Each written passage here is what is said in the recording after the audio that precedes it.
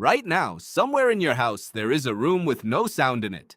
Maybe it's your bedroom at 3 a.m. Maybe it's an empty office after everyone has gone home. You've probably stood in a room like that and felt nothing, just quiet. But your brain does not experience silence the way you think it does. Silence is not empty. Silence is a signal. And in 1954, a group of scientists at McGill University discovered that if you give a healthy human mind too much of it, that mind will start to come apart within hours. This is the story of what silence actually does to you. Not peace, not calm, something far stranger. Let's go back to that lab. In 1954, psychologists Woodburn Heron, Donald Hebb, and W. Bexton wanted to understand something simple. What happens to a person's mind when it has nothing to process? So they paid university students to lie on a comfortable bed, in a quiet room, wearing translucent goggles that let in light but no shapes. Foam cuffs on their hands blocked touch. A soft hum of white noise blocked sound. The students weren't being tortured. They weren't in pain. They were just being asked to do nothing and sense nothing for as long as they could stand it. The researchers expected the students to relax. Some even thought this might be a good way to study rest. They were wrong. Within a few hours, the students grew restless. Within a day, most of them wanted to leave. And before the experiment even reached its planned limit, several students began to hallucinate. Not vague shapes, detailed ones. One student described seeing a parade of squirrels marching across a snowy field with sacks over their shoulders. Another heard a full choir singing behind him so clearly he turned around to look. Their minds, starved of real input, had started manufacturing their own. Here's the part that should unsettle you. These weren't unstable people. They were healthy, screened, ordinary young men. And most of them could not last more than 2 or 3 days in a quiet, understimulated room before their own minds turned against them. Why would a brain do that? To understand this, you have to understand what your brain actually is. Not a thinking machine sitting quietly, waiting for problems to solve. Your brain is a prediction machine. It is built, generation after generation, to constantly compare the world coming in through your senses against the model it's built of what should be out there. When the real signal disappears, the machine doesn't shut off. It keeps predicting, it keeps generating, and with nothing left to check itself against, it starts filling in the blanks with anything it can find. This is why hallucinations in silence and sensory deprivation aren't a malfunction. They're the system working exactly as designed, just with no raw material left to work with. Now think about your ancestors for a second. For nearly all of human history, true silence almost never existed. There was wind, insects, rustling leaves, distant animal calls, other humans breathing, talking, moving nearby. A tribe rarely slept in total silence because total silence often meant something specific. It meant nothing was moving. And on a savanna full of predators, nothing moving was not safety. It was often the sound right before danger. Silence, to an ancestral brain, was not neutral. It was a warning that something might be about to happen. That wiring never left you. It's still running underneath every quiet room you've ever stood in, which is why you might notice something odd the next time you're truly alone in silence. A slight tightness in your chest, a pull to check your phone, an urge to hum or turn on a fan or put on a podcast just to have something in the background. That isn't boredom. That is a very old alarm system, quietly asking your senses to please give it something to work with. But the McGill experiment wasn't the end of this story. It was only the beginning.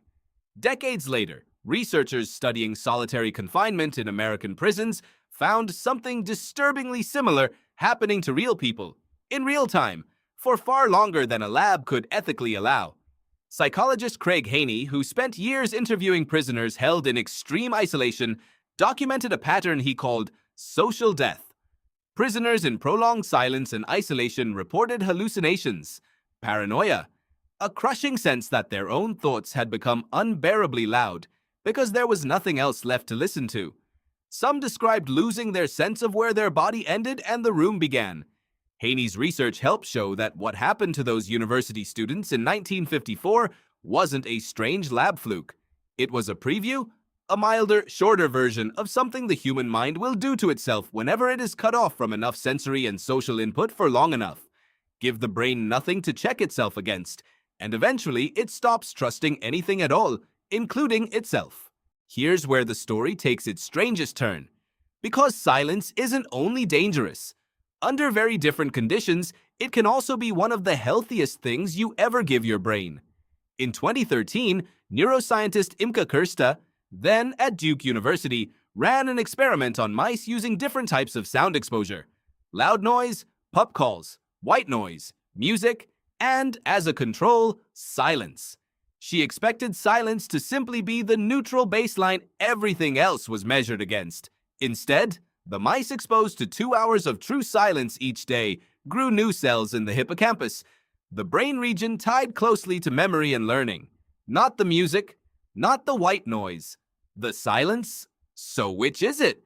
Does silence break the mind, like it nearly did in that 1954 lab?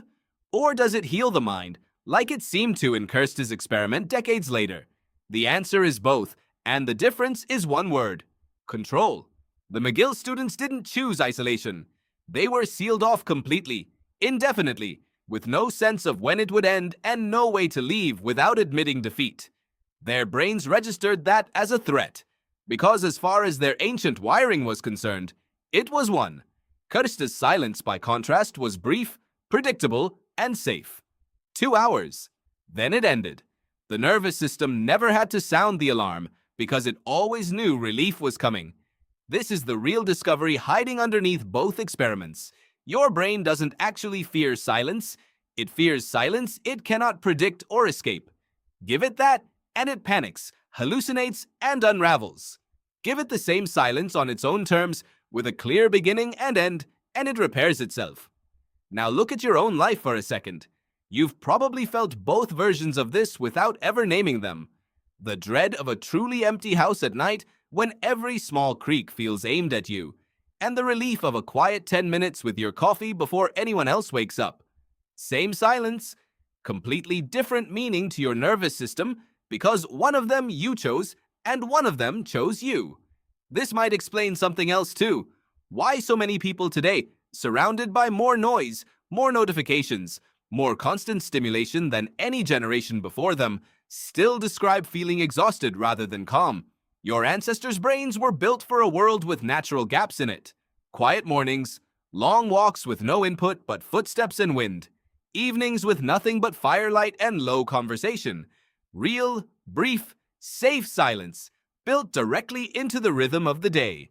Modern life removed almost all of it, and in its place, it left something your ancient wiring never had to deal with before. Input that never stops, layered over a nervous system still quietly hoping for a break it rarely gets.